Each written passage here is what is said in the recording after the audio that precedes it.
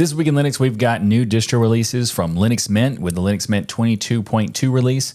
AerynOS has an alpha update, and the Linux from Scratch project has a new version as well. Also, I'm going to introduce you to a brand new tool that I'm excited about called WinBoat. Basically, their goal is to make it easier to run Windows apps on Linux. Then we've got an update related to Mozilla's deal with Google for the default search engine in Firefox, and it looks like the GNOME team have re-enabled X11 support by default in GDM for GNOME 49.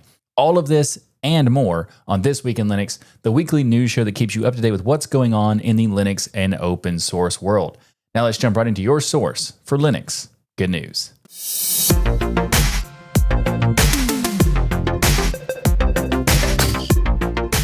This episode of Twill is sponsored by Sandfly Security. More on them later. The Linux Mint team have announced the latest release of their distribution with Linux Mint 22.2. But this isn't some ordinary point release. There's a lot of new stuff in here. It's a big update, so let's check out what's new. First off, we have these updates to the sticky notes. So the sticky notes are now Wayland compatible, and also they feature a nice rounded corner approach compared to the previous more square corners. There's also a new app for Android called Stinky Notes, which is, that's what it's called. I think that's what you're supposed to say. And it's basically, it's a combination of sticky and syncing. So it's Stinky Notes, allowing you to sync your sticky notes between your Linux Mint system and your Android device. The login screen got some nice visual improvements with notably a new blur effect, as well as showing the user avatars during login. Linux Mint 22.2 also comes with updates for their streaming IPTV app called Hypnotics. There's actually a new mode called Borderless Mode, which is really cool because it allows you to hide the window border in title bars, which is really nice. It's good for, basically moving the window to the corner of the screen and just watching it as like a side thing and not taking up too much space. And also just in general, I like the idea of borderless mode just because it's nice to only focus on the main content of the window. There's also a new theater mode which fills the entire window and hiding the controls and the menus and everything. They also have a new feature for inhibiting the session when you're playing something inside of the video. So this is good for people who are playing something and don't want the screensaver to activate or like automatically log you out or any of that sort of stuff. So this is a nice feature to see added to this latest release. They've also made some improvements to the startup time and search operations within the Hypnotics app, so that's good. And also the sound volume is no longer reset when you switch channels. There's a new tool inside of this latest release of Linux Mint 22.2 that is very sought after. It's a long-awaited feature, and that is fingerprint authentication. And if you have a fingerprint reader on your laptop, for example, you can use it to record your fingerprints and then unlock stuff like your screensaver and also even run sudo commands as well as admin tools with pkexec. And this fingerprint authentication tool is called Fingwit. Now, this is a name that's interesting because when I first saw this, I couldn't help but give a little bit of a chuckle because the first thing that popped in my head, especially when I said it out loud, was it reminded me of what you would do when you're talking to a kid, like a toddler, and you're trying to teach them about their fingers, and you're like, "It's a little fingwit," that sort of thing. So I think forever I will be laughing anytime I say the name Fingwit because it just reminds me, it's a little Fingwit. Also, the new Linux Mint release of 22.2 features some improvements with patchwork for libadwaita to work with GTK themes, including the pre-installed Mint-Y, Mint-X, and Mint-L themes. With that, GNOME Calendar, Simple Scan, and Baobab are now upgraded to their libadwaita versions. XDG Desktop Portal X app now supports accent colors as well and can change Flatpak libadwaita apps to use your chosen accent color. Linux Mint also has a new fork of libadwaita called libadapta. This fork is libadwaita but with additional theme support and a few extras. In DEs with theme selection, it will follow the same theme and use proper window controls. It also has compatibility header allowing app developers to switch between libadwaita and libadapta. There's also some updates to the X apps. In XViewer, the EDID-based color correction is now configurable and disabled by default, preventing conflicts with color management handled on the hardware and desktop level. A new thumbnailer was written for cover art in the AIFF audio files, And Warpinator now has an iOS app allowing you to easily transfer files between devices of your laptop or desktop with your iPhone. Plus, the Web App Manager now has an improvement where you can modify the description of a web app. This release of Linux Mint also adds a little bit of blue into the default theme to make it less metallic looking and more modern. LibidWata also recently did this, so it'll make Mint Y look a bit closer to LibidWata apps. The Software Manager has improved the welcome screen and a new help button explaining the differences between system packages and Flatpaks, including warnings about potential security issues that could come from using a Flatpak. And of course, there's many bug fixes and various improvements under the hood, so if you want to learn more about the latest release of Linux Mint, you'll find links in the show notes. What if I told you you could build your own Linux operating system entirely from scratch? Without pre-built distributions, no package managers holding your hand, just you, source code, a detailed guide, and a lot of headaches. Well, if you have a lot of time on your hand and don't mind going through those kinds of headaches, that's where Linux from scratch comes in. And the latest release of LFS 12.4 is here. Well, sometimes Linux from scratch is incorrectly referred to as a distribution. It's not exactly. Rather, it is a very, very detailed manual on building your own Linux system from the ground up. This means that it is a very good way for learning practically everything about how Linux systems work. If you are interested in super deep diving into Linux, this is a great way to do it.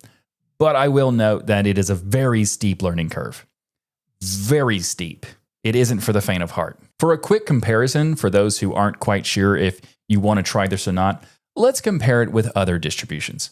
People say Arch Linux and Gentoo are hard to install, and that is certainly true, especially when you first get started in Linux. But Linux from scratch takes it to a whole other level. Most distributions, let's compare it to like cars. So most distributions are like regular cars. You go to a dealership, aka a website, and you pick one up, aka you download it. Arch Linux is kind of like a kit car. You build it yourself from a provided kit. Much easier with Arch Install, this like new tool, but it's still, you got to know what the stuff does. But overall, it kind of guides you in a little bit of a kit style. Gentoo and Slackware, these are where you source the parts for the car one by one and then build the car yourself. And then you have LFS, or Linux from scratch. Here, you have to learn manufacturing, create schematics for the parts, manufacture those parts, and then you can build the car. So, like I said, Linux from scratch isn't for the faint of heart, but if you love the idea of total control over your OS and just want to go into the depths of learning Linux, well, arguably it is like the best way to do that because you're going to learn a lot. It will hurt, but you will learn a lot. Now let's talk about what's new in LFS 12.4. The majority of changes in this release are just updating packages it supports to have newer versions. For example, the Linux kernel has been updated to 6.16.1, OpenSSL has been updated to 3.5.1, and many, many more, including Vim updates. This release also updates the network boot script to fix an issue, and it also adds a modification to glibc for upstream that fixes an incompatibility with Valgrind. And if you want some more functionality, there's also something called Beyond Linux from Scratch, or BLFS, to help you get everything installed from desktop environments to gaming tools like Steam and Wine and more. Beyond Linux from Scratch, or BLFS, also had an update with 12.4. GCC 15 building time has been fixed. GPM now builds with GCC 15. FFmpeg now builds with libplacebo, and libplacebo no longer depends on FFmpeg. Adwaita fonts have been added to this release, and many, many more package upgrades and fixes. So if you want to learn as much as possible about the Linux system and how it works, and you don't mind spending a week or two or more with a lot of headaches involved in that, then check out Linux from Scratch. It is awesome, by the way. I'm not just giving it a hard time. Linux from Scratch is awesome. Massive respect to the people who build this project and write this book. But if you are not familiar with this sort of stuff, it will be painful because, you're building something from scratch and you're building an operating system from scratch with these. It's going to be difficult. So that's why I'm saying all this stuff. It's very cool, but it's also painful. When people switch from Windows to Linux, the first thing they think about is getting various apps that they want to use working on Linux. But what if there's something that only works on Windows? Well, there's a few options, like running stuff in a virtual machine or setting up Wine or setting up Proton, that sort of thing. But I mean, there is issues when it comes to using Wine. How many times have you tried to get a certain Windows app to run on Wine and things just don't work out? I mean, Wine has gotten a ton better over the years, especially thanks to the efforts from code weavers, the Wine team, Proton team, Valve, all this sort of stuff. A lot of improvements to Wine. But sometimes you still cannot run certain things like the Adobe Suite or Microsoft Office, especially like the latest versions of Microsoft Office. The alternative has been using a virtual machine, such as a VirtualBox or GNOME boxes and that sort of stuff. But then you're running Windows, and inside of that, they're running that inside of a VM, and then on top of that, you're running an application. So there's a bit of an overhead there, and it doesn't integrate with your system typically in these kinds of tools. Well, that's where WinBoat might be the solution you're looking for. WinBoat is an app that allows you to run Windows applications on Linux apparently pretty seamlessly, and it uses Docker and KVM to do it. In fact, in addition to running your Windows apps, WinBoat makes them integrate into your computer as if they're Linux apps, at least as they look like they're Linux apps. Now, this was already possible to do manually with WinApps, but the manual setup required for that was a pretty difficult process. WinBoat does everything you need with a very easy-to-use setup wizard that will install and configure Windows for you. Once installed, it will give you a list of applications that you can then launch through WinBoat, and when launched, the app will integrate into your system as if it was a native app. We did some testing, and it works better than you think it would. In fact, we were pretty impressed. It feels like native application. It feels native for the most part. But there is some overhead just running Windows inside of Linux, so your mileage may vary, so just keep that in mind. But for us, it worked pretty good. Everything works, like the app windows appear as if they're native into the system. The home folder is shared, although it is kind of hidden inside of the network tab. And even things like clipboard sharing works. It's very cool. It's a pretty exciting project in my opinion. We did not test Adobe apps because, well, I got rid of Adobe many years ago, and my editor Cam also doesn't use Adobe. We switched away from Adobe, and we're using, for those who are curious with our editing of this show, we're using DaVinci Resolve to do that. But we can confirm that Microsoft Office works through this system. So if your job requires the full Microsoft Office and not the online version, then this might be the current best way to run it on Linux. Now, they are still working on GPU pass-through support, so at the moment, any app you need that is very GPU dependent, such as Adobe Premiere or video games, will not run well because it needs a lot more performance there. And games with kernel-level anti-cheat are just also not supported.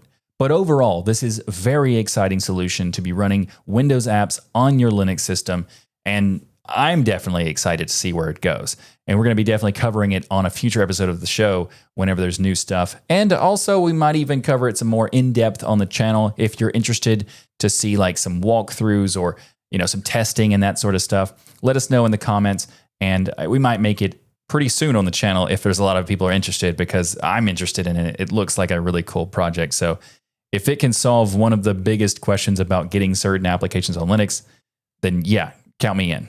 As Linux users, we know what's up. Security is non-negotiable, but with threats evolving faster than ever, your security tools need to keep up without dragging your system down.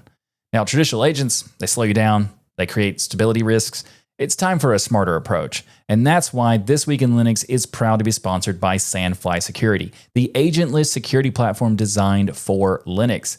Sandfly doesn't just detect and respond, it transforms security with SSH key tracking, password auditing, and drift detection, covering threats from every angle. Whether your systems are in the cloud, on-premises, or in embedded devices, Sandfly ensures they're all secure without the headaches of agent-based solutions.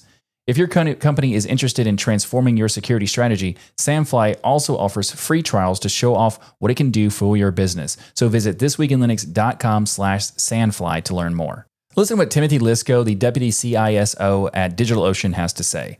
He says, Sandfly is one of the most exciting pieces of security tech I've seen recently. We're excited to not only be a customer, but also offer integrated solutions to our customers through the DigitalOcean marketplace. This technology addresses Linux security in a really novel and compelling way. Experience security that's effective and gives you peace of mind. No agents, no downtime, just cutting-edge protection. Dive into the future of Linux security at thisweekinlinux.com/Sandfly. That's thisweekinlinux.com/SANDFLY, and see how Sandfly can transform your security strategy.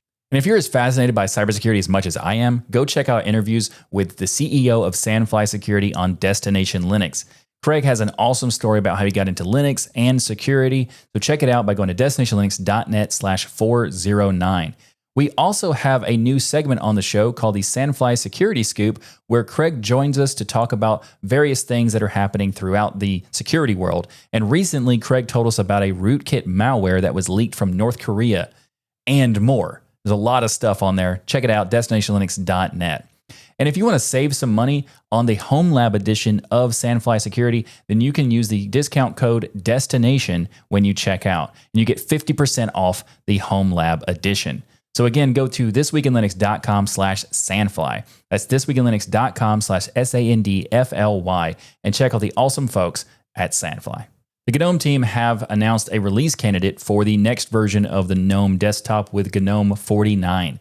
So we're going to cover it much more in depth when the final release comes out, but I wanted to take a little bit of a look to see what's new, as well as a super interesting change that they just announced this week.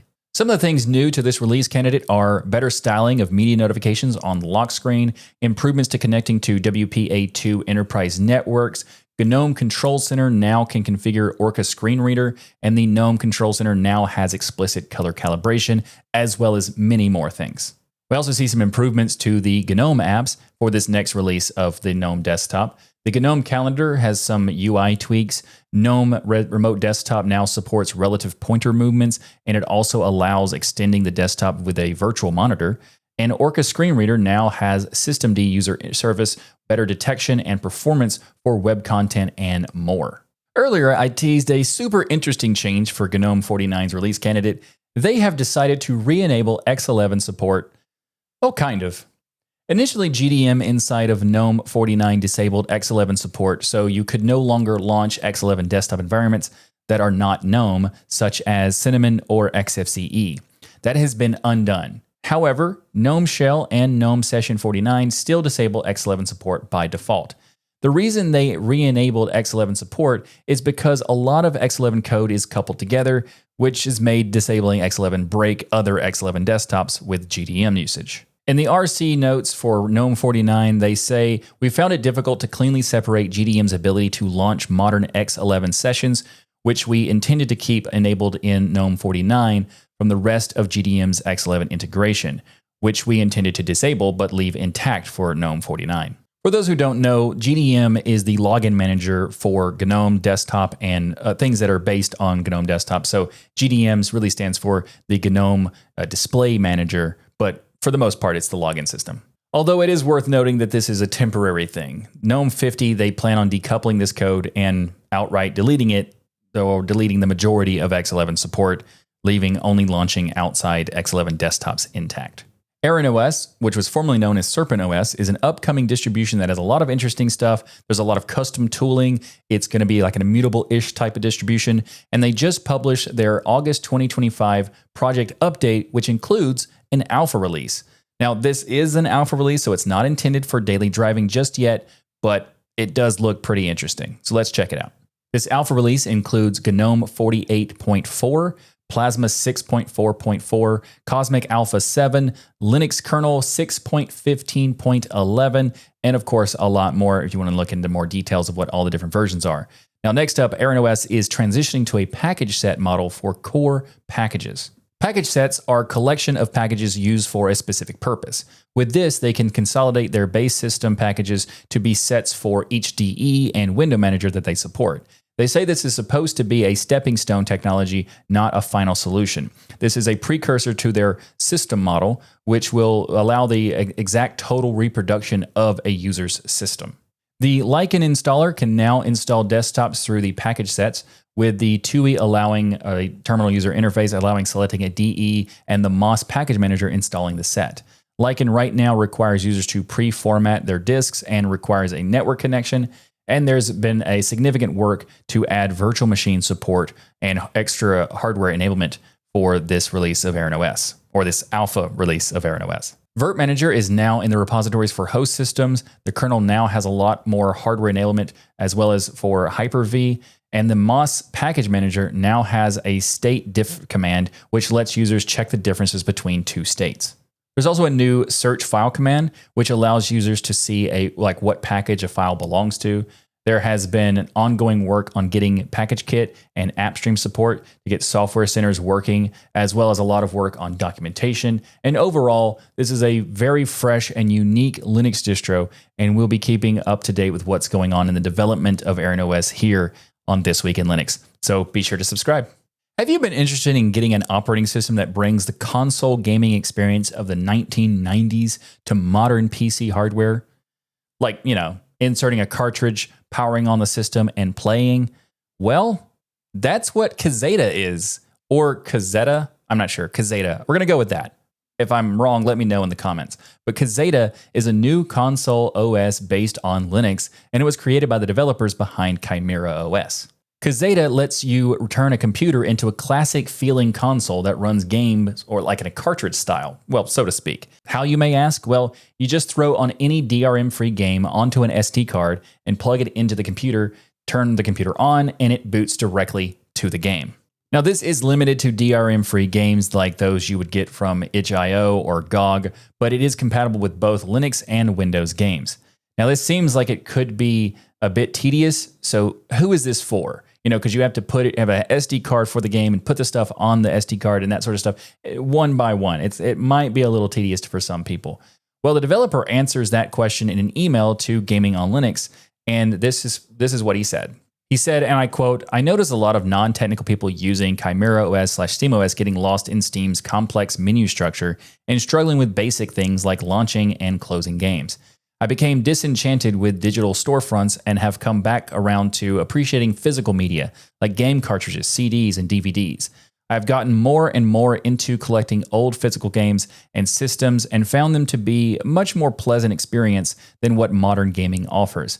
I have become more and more concerned with preserving my digital game collection for play in the future." End quote. So the goal of this operating system is basically gaming tranquility, they say, to get a distraction-free gaming experience with no launchers, no cloud, no accounts, no servers, no DRM, no subscriptions, no microtransactions, and all that sort of stuff. The cartridges are also treated as read-only, and save data is stored separately, which means that your cartridges can also help serve as a form of game preservation. And if you boot into a Kazeta system without inserting a cartridge, it will boot you into a retro-style BIOS menu that lets you manage your game saves, similar to something you'd see something like on a PlayStation 1. So are you ready to game like it's 1995? Well, check out Kazeta. You may have been paying attention to the recent Google antitrust lawsuit. Well, if you haven't, Google has been dealing with an antitrust lawsuit. In fact, Google lost that lawsuit. And many people were also worried about Mozilla Firefox, and that Firefox could be losing funding.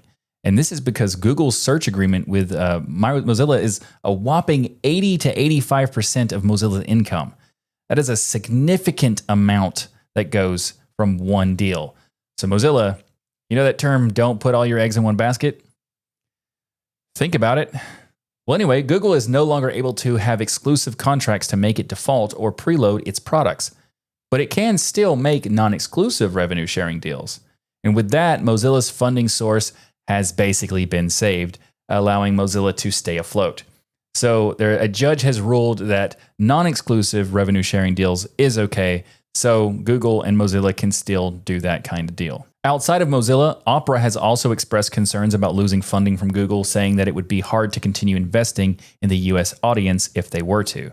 Another thing people were worried about is Google being forced to sell Chrome, with offers from Perplexity AI to Buy It and others. The court ruled Google does not have to sell Google Chrome, which adds some certainty to other downstream browsers based on Chromium because, for example, like Brave and Vivaldi and that sort of thing, they don't have to worry about Google divesting work from the Chromium codebase if they were to have sold Chrome. With that said, it is removing a huge worry for Mozilla and the Firefox users.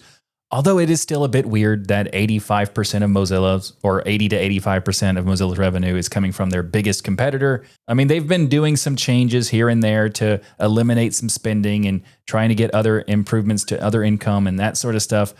But yeah, maybe they should still try to reduce that significant difference, because that is way too much of one egg in your basket to be managing that much from your funding. So anyway, good luck to Mozilla. And this is some good news, because it does mean that at least Mozilla won't be destroyed from this, because losing 85% of your revenue in just like one fell swoop would not work out for anything.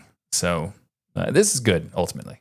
Valve may be working on some new hardware, and this is because there was a new trademark filed for something called Steam Frame. According to gamingonlinux.com, this trademark covers, there's a lot of legalese here, but bear with me, categories of computer hardware, computer networking hardware, computer peripherals, computer hardware and computer software for the reproduction, processing, and streaming of audio, video, data, text, and multimedia content, as well as categories of computer game consoles for recreational game playing, video game consoles, video game accessories, namely controllers for video games.